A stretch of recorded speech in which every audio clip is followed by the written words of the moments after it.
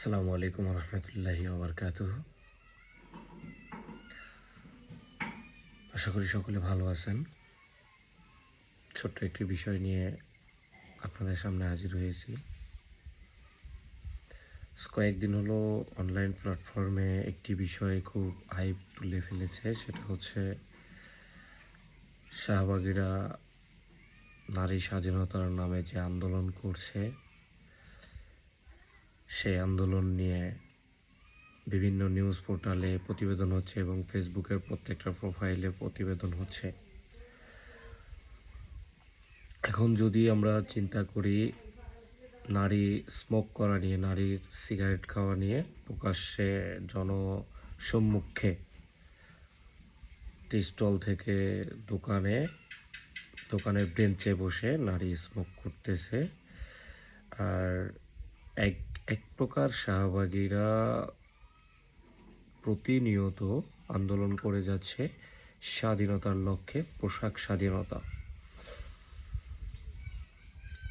স্বাধীনতা নিয়ে যদি বলতে চাই বা বলতে যাই, তাহলে একটা বিষয় উঠে আসে, সেটা হচ্ছে আপনি নারীকে যখন পোশাকের স্বাধীনতা দেবেন, তখন নারী ছোট পোশাক পরবে।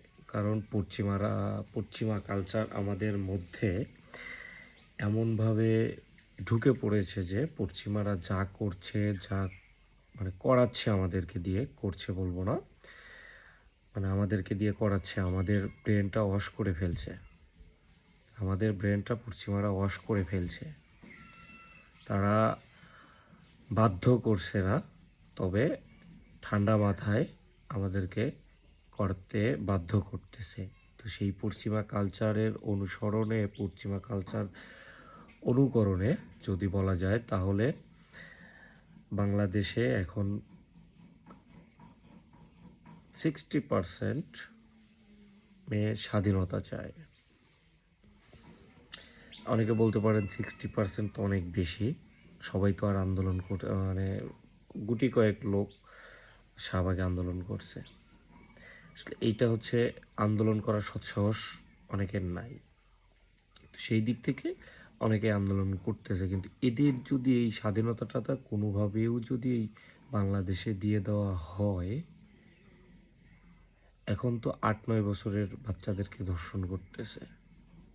এর চেয়েও নিচে আসবে, বলতেও কষ্ট লাগতেছে, লজ্জা লাগতেছে। আসলে একজন পুরুষ হিসাবে এটা বলতেও লজ্জাবোধ হয় যে আমার দেশে 7 বছর 8 বছরের একটা বাচ্চা মেয়েকেও ধর্ষণের শিকার হতে হয়। এইটার কারণ হিসেবে ধরতে গেলে ওই যে নারী স্বাধীনতা। প্রশ্ন থাকতে পারে, কেন নারী স্বাধীনতার সাথে এই বাচ্চা মেয়ের ধর্ষণের সম্পর্কটা কোথায়, সম্পর্কটা কিভাবে উঠে আসে? একটা জিনিস খেয়াল করবেন, একটা মধ্যবয়সী নারী অথবা 18, 20, 24, 25 বয়সী একটা মেয়ে অর্ধনগ্ন শরীর নিয়ে যখন রাস্তায় বের হয় বা পাবলিক ট্রান্সপোর্টে চলাচল করার জন্য উঠে, পাবলিক ট্রান্সপোর্টে অনেকেই থাকে, রাস্তায় চলাচল করার সময় অনেকেই থাকে, তারা এটা দেখলে সম্ভবত কামের বাসনা জাগ্রত হয়। তো সেই কামের বাসনার থেকে সে ওইখানে তার কাম বাসনার প্রভাবটা প্রয়োগ করতে পারে না। পাবলিক প্লেস, দ্বিতীয়ত হচ্ছে কেমন পরিবারের মেয়ে, এইখানে বললে আমাকে হয়তো গণপিটুনি খেতে হবে বা মামলা মোকদ্দমায় পড়তে হবে, বিভিন্ন ভয়ে আর কি, বিভিন্ন ভয় কাজ করে, ভয়ের মাধ্যমে এটা প্রকাশ করতে পারে না বা নীরব হয়ে যায়। নিজের যে কাম বাসনা জাগ্রত হয়েছে, এইটাকে সে দমায়ে রাখে। এখন দমায়ে রাখার এক পর্যায়ে, এটা কিন্তু দমায়ে যে রাখছে, এটা কিন্তু সাময়িকভাবে দমায়ে রাখতে পারছে। এখন এইটা সে অন্য একটা স্পেস, অন্য একটা পরিবেশে গিয়ে যখন তার এই কাম বাসনাটা আবার সেই মনের মধ্যে যখন সেই চিন্তাধারাটা আসবে, তখন সে আবার সেই কামবাসনাটা তার মধ্যে জাগ্রত হবে, সে হোক মধ্যবয়সী বা অল্প বয়সী বা মধ্যবয়সী পার হয়ে গেছে এরকম। তখন সে কী করবে, ওই যে সে কিন্তু ভয়ে আতঙ্কে ওই জায়গাটাতে সে এই প্রভাবটা প্রয়োগ করতে পারেনি। তখন কি করবে, আশপাশে একটা বাচ্চা মেয়ে যদি তার সামনে পড়ে যায়, সে ওই প্রভাবটা সেই বাচ্চা মেয়ের উপরে প্রয়োগ করবে। কারণ হচ্ছে কি, বাচ্চা মেয়েটা দুর্বল, সে প্রতি আঘাত করার সাধ্য তার নাই। তাকে ভয় দেখালে সে ভয় পেয়ে নিশ্চুপ হয়ে থাকবে, তাকে ভীতিতে সে নীরব হয়ে থাকবে, সে মুখ খুলবে না। এই সুযোগটা তখন একটা কিশোর হোক বা মধ্যবয়সী মানুষ হোক, এই সুযোগটা সে নেবে। তাহলে দিন শেষে একটা জিনিসই স্পষ্টভাবে প্রকাশিত যে মানে প্রত্যেকটা ধর্ষণের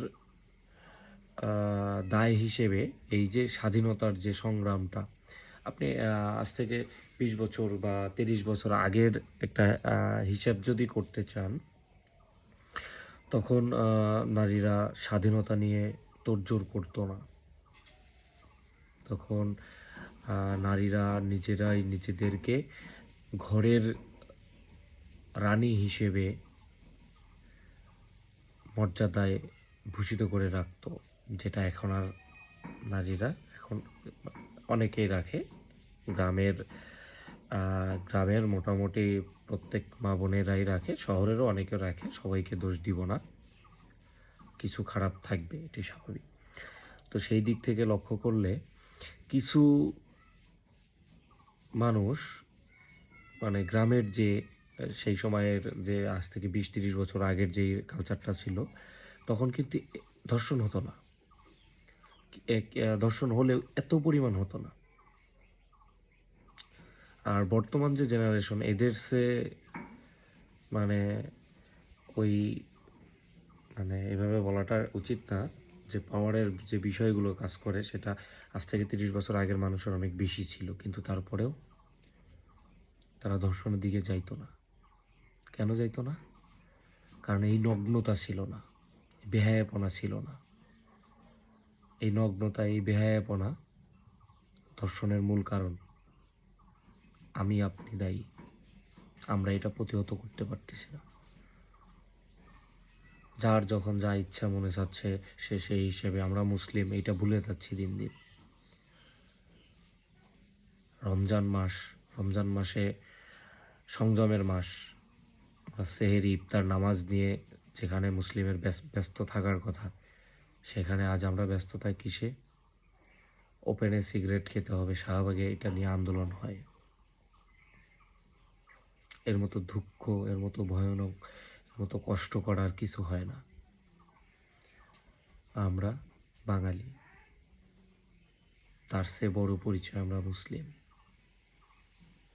ইসলাম শান্তির ধর্ম। আমরা কোনো সহিংসতা চাই না, কোনো দুষ্কৃতি, কোনো আন্দোলন, ফ্যাসাদ, গ্যাঞ্জাম চাই না। চাই কি? শান্তি। সেই শান্তিতে থাকতে হলে, শান্তির জায়গায় অটুট থাকতে হলে নারীকে অবশ্যই পর্দার আড়ালে থাকতে হবে। নারীকে, পর্দাকারী নারী তার প্রাপ্য সম্মানটুকু পায়। একটা অর্ধনগ্ন নারী যখন রাস্তা দিয়ে হেঁটে যায় বা কোনো মার্কেটে যায় বা পাবলিক ট্রান্সপোর্টে ওঠে, তখন যে কেউ কুদৃষ্টিতে তাকায়, যে কেউ। ওই যে মেয়েটা অর্ধনগ্ন অবস্থায় বাসে উঠেছে,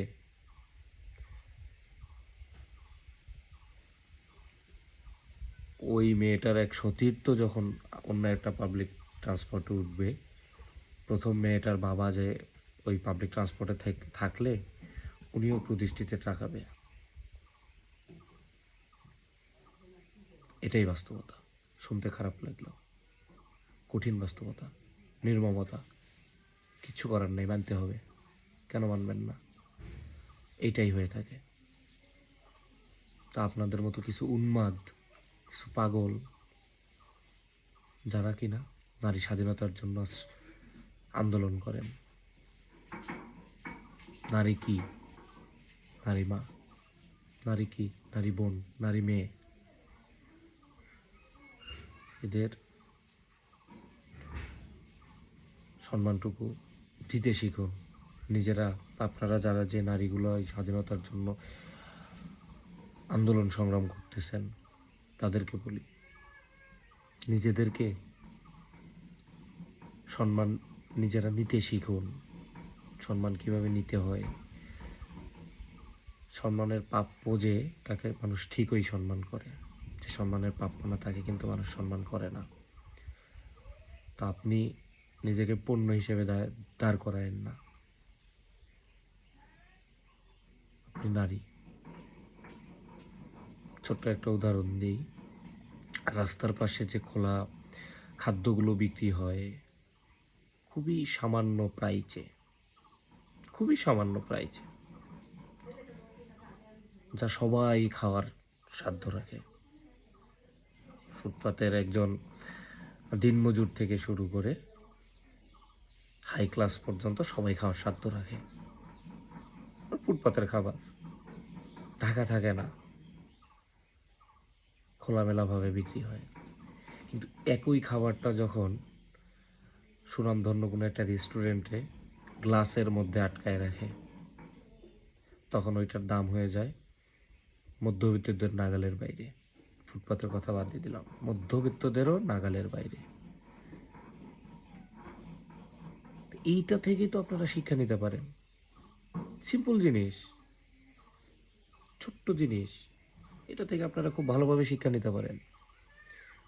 কিন্তু না, ওই যে মস্তিষ্কে পশ্চিমাদের কালচার, পশ্চিমাদের শাসন শোষণ ঢুকে গেছে।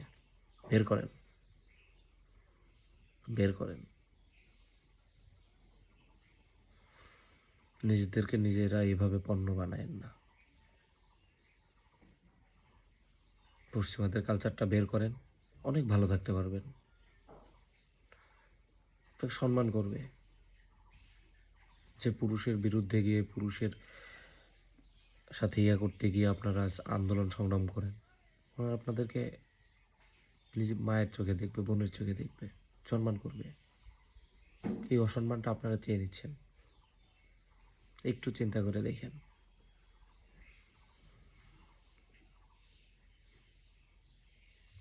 ধন্যবাদ সকলকে। আসসালামু আলাইকুম।